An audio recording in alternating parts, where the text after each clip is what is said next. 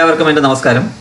ഇന്ന് ഞാൻ ഈ വീഡിയോയിൽ ചില കൊഗ്നിറ്റീവ് ബിഹേവിയറൽ തെറാപ്പി ടെക്നിക്സിനെ കുറിച്ചാണ് മെയിനായിട്ട് പറയാൻ പോകുന്നത്.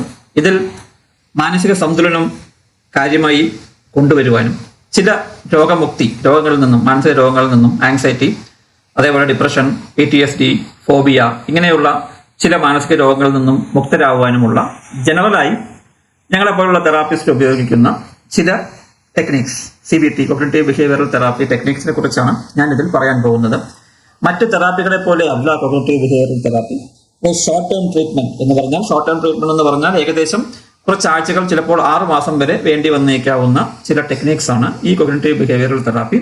ഒരുപാട് രോഗ സാഹചര്യങ്ങളിൽ, ഒരുപാട് മാനസിക പ്രശ്നങ്ങളിൽ ഈ കൊഗ്നിറ്റീവ് ബിഹേവിയറൽ തെറാപ്പി നല്ല ഗുണം ചെയ്തിട്ടുണ്ട് എന്ന് ഒരുപാട് പഠനങ്ങൾ തെളിയിച്ചിട്ടുണ്ട്.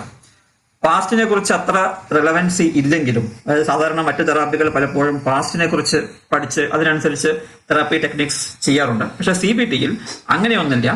കറണ്ട് ഇപ്പോഴത്തെ പ്രശ്നത്തെക്കുറിച്ച് ഭംഗിയായി മനസ്സിലാക്കി അതിനെ പരിഹരിക്കുവാനുള്ള ഒരു സാധനമാണ്, ഒരു ടെക്നിക്കാണ് ഈ കൊഗ്നിറ്റീവ് ബിഹേവിയറൽ തെറാപ്പി. ഇങ്ങനെയുള്ള കൊഗ്നിറ്റീവ് ബിഹേവിയറൽ തെറാപ്പി ഒരുപാട് പ്രശ്നങ്ങളിൽ ഉപയോഗിക്കാറുണ്ട്. അതിനെക്കുറിച്ച് ചെറിയൊരു ഡിസ്ക്രിപ്ഷൻ. അഡിക്ഷൻ, അതായത് ആസക്തികളിൽ ഉപയോഗിക്കാറുണ്ട്. ആങ്സൈറ്റി ഡിസോർഡേഴ്സിൽ ഉപയോഗിക്കാറുണ്ട്.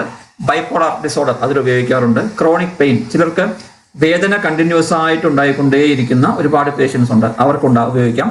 ഡിപ്രഷൻ ഉപയോഗിക്കാം. ഈറ്റിംഗ് ഡിസോർഡേഴ്സ്, അതായത് ഭക്ഷണക്രമത്തിലുള്ള പ്രശ്നങ്ങൾ, ഭക്ഷണം ഈ മാനസിക രോഗമായി, ആ മാനസിക രോഗം കൊണ്ട് ഭക്ഷണം ഒരുപാട് കഴിക്കുന്നവർ അല്ലെങ്കിൽ ഒട്ടും കഴിക്കാത്തവർ, അങ്ങനെയുള്ള ആളുകളുണ്ട്, അവർക്ക് വേണ്ടി ഉപയോഗിക്കാം. ഒബ്സസീവ് കമ്പൾസീവ് ഡിസോർഡറിന് ഉപയോഗിക്കാം. ഫോബിയാസിന് ഉപയോഗിക്കാം. പോസ്റ്റ് ട്രോമാറ്റിക് സ്ട്രെസ് ഡിസോർഡറിന് ഉപയോഗിക്കാം. സ്കിസോഫ്രീനിയയ്ക്ക് ഉപയോഗിക്കാറുണ്ട്. സെക്ഷൽ ഡിസോർഡേഴ്സിന് ഉപയോഗിക്കാറുണ്ട്. ലൈംഗിക പ്രശ്നങ്ങൾക്ക് ഉപയോഗിക്കാറുണ്ട്. ഉറക്കം സംബന്ധമായിട്ടുള്ള പ്രശ്നങ്ങൾക്ക് ഉപയോഗിക്കാറുണ്ട്. ടിന്നൈറ്റസ് എന്ന് പറഞ്ഞൊരു പ്രശ്നം, അതായത് ചെവിയിൽ എപ്പോഴും ശബ്ദം മുഴങ്ങിക്കൊണ്ടിരിക്കുന്ന ഒരു പ്രശ്നത്തിന് ഉപയോഗിക്കാറുണ്ട്. ഇനി എന്താണ് ഈ കൊഗ്നിറ്റീവ് ബിഹേവിയറൽ തെറാപ്പിയിൽ ഉപയോഗിക്കുന്ന ജനറൽ ആയിട്ടുള്ള ടെക്നിക്സ്? മെയിൻ ആയിട്ട് നമ്മൾ മനസ്സിലാക്കേണ്ടത്, CBT എന്ന് പറയുന്നത് തന്നെ നിങ്ങളുടെ ഇമോഷൻസിനെയും അതുമായി ബന്ധപ്പെട്ടിട്ടുള്ള നിങ്ങളുടെ ബിഹേവിയറിനെയും 3 കാര്യങ്ങൾ, കൊഗ്നിഷൻ, ചിന്തകൾ, ബിഹേവിയർ എന്ന് പറഞ്ഞാൽ നിങ്ങളുടെ പെരുമാറ്റം. അപ്പൊ കൊഗ്നിഷൻ, ചിന്തകളും ഇമോഷൻസും ബിഹേവിയർ, നിങ്ങളുടെ പെരുമാറ്റം 3നെയും കണക്കിലെടുത്തുകൊണ്ട് അതിൽ മാറ്റങ്ങൾ വരുത്തി അതുകൊണ്ട് നിങ്ങളുടെ പ്രശ്നങ്ങൾ പരിഹരിക്കുന്ന ഒരു ടെക്നിക്കാണ് ഈ കൊഗ്നിറ്റീവ് ബിഹേവിയറൽ തെറാപ്പി. ഉദാഹരണത്തിന്, നെഗറ്റീവ് തോട്ട്സിനെ കൃത്യമായി മനസ്സിലാക്കി ആ നെഗറ്റീവ് തോട്ട്സിനെ റീഫ്രെയിം ചെയ്ത് അതുമായി ബന്ധപ്പെട്ടിട്ടുള്ള ബിഹേവിയറിനെ മാറ്റിയെടുക്കുന്ന ഒരു സമ്പ്രദായം. അതിന്റെ കൂടെ തന്നെ നമ്മൾ ഫേസ് ചെയ്യുന്ന പ്രശ്നം അതിനെക്കുറിച്ച് കൃത്യമായി മനസ്സിലാക്കി അതിന് വേണ്ടതായിട്ടുള്ള ഗോൾസ് എന്താണ് എന്ന് മനസ്സിലാക്കി സാഹചര്യങ്ങൾക്കനുസരിച്ച് ആ ഗോൾസിനെ അപ്രോച്ച് ചെയ്യുന്ന ഒരു മെത്തേഡാണ് ഈ കൊഗ്നിറ്റീവ് ബിഹേവിയറൽ തെറാപ്പി.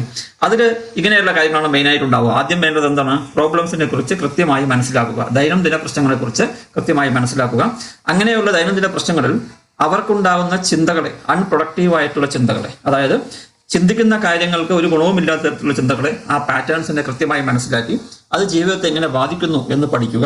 അതിനുശേഷം നെഗറ്റീവ് തിങ്കിങ്ങിനെ കുറിച്ചും ആ നെഗറ്റീവ് തിങ്കിങ്ങിനെ റീഷേപ്പ് ചെയ്യുന്ന, മറ്റൊരു തരത്തിൽ മാറ്റി ചിന്തിക്കുന്ന കൊഗ്നിറ്റീവ് റീസ്ട്രക്ചറിങ് എന്ന് പറയുന്ന ഒരു സാഹചര്യത്തിലേക്ക് കൊണ്ടുവരിക.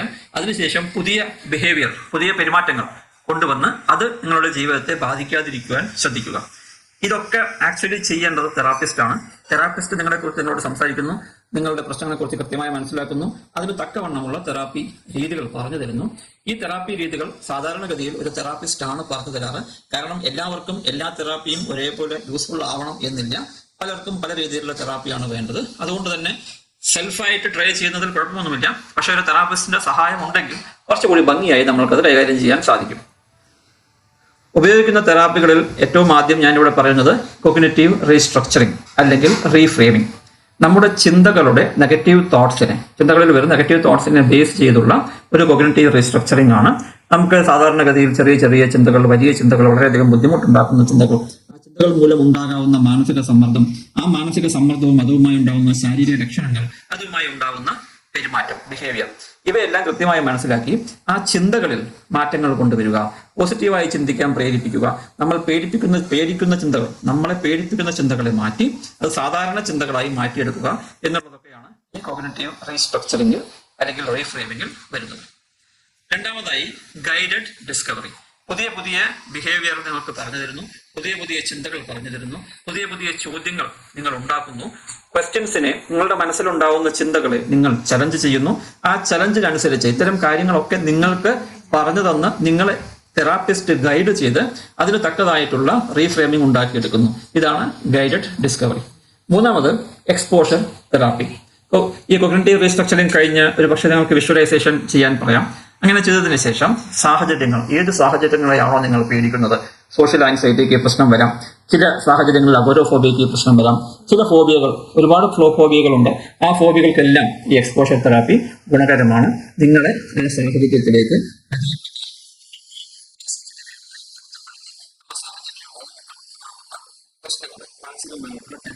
ശാരീരികമായിട്ടുള്ള സിംറ്റംസിനെ പതിയെ ഇല്ലാതാക്കുന്ന ഒരു ടെക്നിക്കാണ് എക്സ്പോഷർ തെറാപ്പി. നാലാമത് ജേർണലിംഗ് ആൻഡ് തോട്ട് റിപ്പോർട്ട്സ്.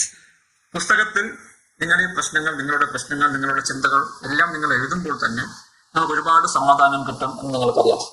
മറ്റുള്ളവരോട് ഇത്തരം കാര്യങ്ങൾ സംസാരിക്കുന്നത് പോലെ തന്നെയാണ് പുസ്തകത്തിൽ എഴുതുന്നതും.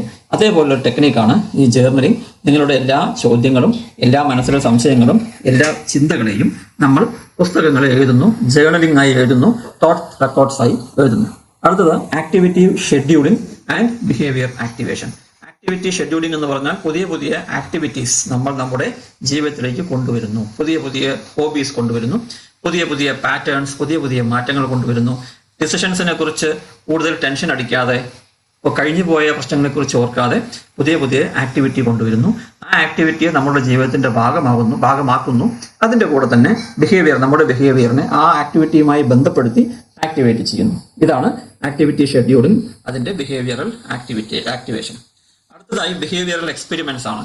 നമ്മൾ ഈ ആൾറെഡി പെരുമാറുന്ന ആ പെരുമാറ്റങ്ങളെ ഒഴിവാക്കി അതിനെ കോമ്പാക്ട് ചെയ്യാൻ പുതിയ ബിഹേവിയർ ഉണ്ടാക്കിയെടുക്കുന്നു. അങ്ങനെയുള്ളത് സാധാരണഗതിയിലുള്ള തെറാപ്പിസ്റ്റിന്റെ സഹായത്തോടു കൂടി തെറാപ്പിസ്റ്റിന്റെ ഗൈഡൻസിൽ ചെയ്യേണ്ട കാര്യമാണ്. അങ്ങനെ ചെയ്യുമ്പോൾ ആ ടാസ്കിനെ നമ്മൾ കുറച്ചുകൂടി ഭംഗിയായി, പോസിറ്റീവായി അപ്രോച്ച് ചെയ്യുവാനുള്ള ഒരു സാഹചര്യം ഉണ്ടാകുന്നു. അതാണ് ഈ ബിഹേവിയറൽ എക്സ്പെരിമെന്റ്സിന്റെ ഗുണം. കുറേ സമയം കഴിയുമ്പോൾ ഈ പുതിയ ബിഹേവിയർ പാറ്റേൺസിനെ നിങ്ങളുടെ ജീവിതത്തിന്റെ ഭാഗമായി എടുക്കുകയും അതുകൊണ്ട് തന്നെ പഴയ ബിഹേവിയർ നിങ്ങളുടെ മനസ്സിൽ നിന്നും ഇല്ലാതാവുകയും ചെയ്യും. അടുത്തതായി relaxation and stress reduction techniques. Meditation നിങ്ങൾക്ക് അതിനായി ഉപയോഗിക്കാം. ഡീപ് ബ്രീത്തിങ് എക്സസൈസ് പറഞ്ഞു തരാം, മസിൽ റിലാക്സേഷൻ പറഞ്ഞു തരാം, ഇമേജറി, പോസിറ്റീവ് ഇമേജറി, നിങ്ങളുടെ ചെറുപ്പകാലത്തെ ചെറിയ സംഭവങ്ങളെ, പോസിറ്റീവായ സംഭവങ്ങളെ നമ്മളുടെ ഈ ഇമേജറിയിൽ ഉൾക്കൊള്ളിക്കാറുണ്ട്. ഇങ്ങനെയുള്ള കാര്യങ്ങളെല്ലാം ഡീപ് ബ്രീത്തിങ് എക്സസൈസ് ആണെങ്കിലും മസിൽ റിലാക്സേഷൻ ആണെങ്കിലും ഇമേജറി ആണെന്നുണ്ടെങ്കിലും ഇതെല്ലാം നിങ്ങളെ വളരെ ഡീപ്പായി ബോഡി ആൻഡ് മൈൻഡ് രണ്ടും റിലാക്സ് ആവാൻ നിങ്ങളെ സഹായിക്കുന്നു. അതുകൊണ്ട് ഇതും വളരെയധികം ഗുണകരമാണ്. അടുത്തത് റോൾ പ്ലേയിങ്. സാഹചര്യത്തിനനുസരിച്ച് നമ്മുടെ റോൾസിനെ മാറ്റുക. നമ്മളാണ് പ്രശ്നങ്ങൾ അനുഭവിക്കുന്നതെങ്കിൽ മറ്റൊരാളുടെ ആളായി മാറി അദ്ദേഹത്തിന്റെ പ്രശ്നങ്ങളെ ഫേസ് ചെയ്ത്, അദ്ദേഹത്തിന്റെ പ്രശ്നങ്ങളെ മാനസികമായി ഫേസ് ചെയ്ത്, ആ മാനസികമായി ഫേസ് ചെയ്ത പ്രശ്നങ്ങളെ പുതിയ തലത്തിൽ നോക്കിക്കണ്ട് അതിനുള്ള കോപ്പിംഗ് മെത്തേഡ്സ്, അതിനെ നമ്മൾ പരിഹരിക്കാനുള്ള മെത്തേഡ്സ് അവരുടെ കാഴ്ചപ്പാടുകൾ നോക്കിക്കൊണ്ട് അതിന് തക്കതായിട്ടുള്ള കോപ്പിംഗ് മെത്തേഡ്സ് ഉണ്ടാക്കുക എന്നുള്ളതാണ് ഈ റോൾ പ്ലേയിങ് കൊണ്ട് ഉദ്ദേശിക്കുന്നത്. ഇതുകൊണ്ട് നമുക്ക് ഗുണം കിട്ടുന്നത് എന്തൊക്കെയാണ്? Improving problem solving skills. നമുക്ക് പ്രോബ്ലത്തിനെ സോൾവ് ചെയ്യാനുള്ള സ്കിൽസ് കൂടുന്നു. Gaining familiarity and confidence in certain situations. പല സാഹചര്യങ്ങളിലും നമുക്ക് കോൺഫിഡൻസും അതേപോലെ ഫെമിലിയാരിറ്റിയും കിട്ടും. നമ്മൾ പരിചിതരാകുന്നു എന്നർത്ഥം. Practising social skills. സോഷ്യൽ ആയിട്ടുള്ള കാര്യങ്ങൾ കുറച്ചുകൂടി ഭംഗിയായിട്ട് നമുക്ക് മുന്നോട്ട് പോകാൻ പറ്റും. അസർട്ടീവ്നെസ്, കാര്യങ്ങളെ പോസിറ്റീവായി കാണുവാനുള്ള ഒരു ട്രെയിനിങ് നമുക്ക് കിട്ടും. അതേപോലെ കമ്മ്യൂണിക്കേഷൻ സ്കിൽസും നമുക്ക് ധാരാളം ഉണ്ടാവും. അടുത്തതായി സക്സസീവ് അപ്രോക്സിമേഷൻ. അടുത്ത ടെക്നിക്കാണ് സക്സസീവ് അപ്രോക്സിമേഷൻ. ഈ ടെക്നിക്കിൽ ടാസ്കുകളെ വളരെയധികം കഷ്ടമാണ് എന്ന് തോന്നുന്ന, വളരെയധികം ബുദ്ധിമുട്ടാണ് എന്ന് തോന്നുന്ന ടാസ്കുകളെ നമ്മൾ ചെറിയ കഷ്ണങ്ങളായി മുറിക്കുന്നു. എന്നിട്ട് ഓരോ ചെറിയ ടാസ്കുകളെയും നമ്മൾ അതിന്റെ ഭംഗിയായി നമ്മൾ മുന്നോട്ട് കൊണ്ടുപോകുന്നു. ചില കുട്ടികൾക്ക് പരീക്ഷാ പേടി ഉണ്ടാവാം. ആ പരീക്ഷാ പേടി എന്തുകൊണ്ടായിരിക്കും? ഒരുപാട് പഠിക്കാനുണ്ട് എന്നുള്ളൊരു സാഹചര്യത്തിൽ, ഒരുപാട് മാർക്ക് വാങ്ങിക്കുവാനുണ്ട് എന്നുള്ള സാഹചര്യത്തിലായിരിക്കാം. പക്ഷെ ഇവിടെ നമ്മൾ സക്സസീവ് അപ്രോക്സിമേഷൻ ഉപയോഗിച്ച് ആ കുട്ടിയുടെ മാനസികമായിട്ടുള്ള ഈ ഒരുപാട് എന്നുള്ള പ്രശ്നത്തെ ചുരുക്കി ചെറിയ ടാസ്കുകളാക്കി കൊടുത്ത് ഓരോ ദിവസത്തെയും, ഓരോ ആഴ്ചയിലെയും, ഓരോ മാസത്തിലെയും ചെറിയ ടാസ്കുകളായി കൊടുത്ത് ആ ചെയ്യുന്ന പ്രക്രിയയിൽ കോൺഫിഡൻസ് ഗെയിൻ ചെയ്യിച്ച് അവരെ കൊണ്ട് ഈ പരീക്ഷാ പേടി ഇല്ലാതാക്കുന്ന ഒരു പ്രക്രിയയാണ് സക്സസീവ് അപ്രോക്സിമേഷൻ. ഇതെല്ലാം ചെയ്ത് ഒരു CBT സെഷനിൽ എന്താണ് സംഭവിക്കുന്നത് നിങ്ങൾ മനസ്സിലാക്കണം. ആദ്യം വേണ്ടത് CBTയുടെ തെറാപ്പിസ്റ്റ്, കോഗ്നിറ്റീവ് ബിഹേവിയറൽ തെറാപ്പി ചെയ്യുന്ന തെറാപ്പിസ്റ്റ് ഈ വരുന്ന ആളുമായി നല്ല രീതിയിൽ സംസാരിച്ച് മനസ്സിലാക്കിയതിന് ശേഷം ഒരു ഗോൾ സെറ്റ് ചെയ്യുന്നു. ഗോൾ എന്തായിരിക്കണം? സ്പെസിഫിക് ആയിട്ടുള്ള ഗോൾ ആയിരിക്കണം, മെഷറബിൾ, നമുക്ക് മെഷർ ചെയ്യാൻ പറ്റുന്ന ഗോൾ ആയിരിക്കണം, അച്ചീവബിൾ ആയിരിക്കണം, പിന്നെ റിയലിസ്റ്റിക് ആയിരിക്കണം, ടൈം ലിമിറ്റഡ് ആയിരിക്കണം. ഇത് നോക്കിക്കഴിഞ്ഞാൽ SMART, അതായത് goal should be smart goal ആയിരിക്കണം. ഡിപ്പെൻഡിങ് ഓൺ യുവർ സിറ്റുവേഷൻ, സാഹചര്യത്തിനനുസരിച്ച് സ്മാർട്ട് ആയിട്ടുള്ള ഗോൾസിനെ നമ്മൾ പ്രിപ്പയർ ചെയ്ത് ആ therapist individual, family, group therapy ഒക്കെ ചെയ്ത് ഈ പറയുന്ന സ്മാർട്ട് ഗോളിനെ പതിയെ പതിയെ അച്ചീവ് ചെയ്യുവാൻ നിങ്ങളെ സഹായിക്കുന്നു. ഇതൊരു തെറാപ്പി മെത്തേഡാണ്. സമയമെടുക്കും. സാധാരണഗതിയിൽ 3 മാസം മുതൽ 6 മാസം വരെ എടുത്തേക്കാവുന്ന തെറാപ്പി മെത്തേഡാണ് CBT തെറാപ്പി മെത്തേഡ്.